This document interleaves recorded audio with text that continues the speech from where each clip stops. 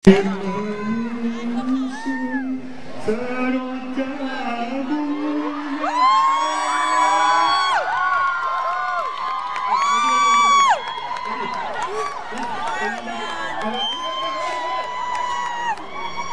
lah ni. Kalau dia orang menjerit macam mana ayat nyanyi?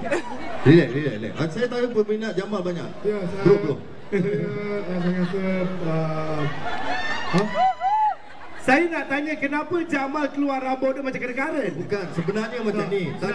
Tadi daripada sana hotel tu aku bawa dia hujan.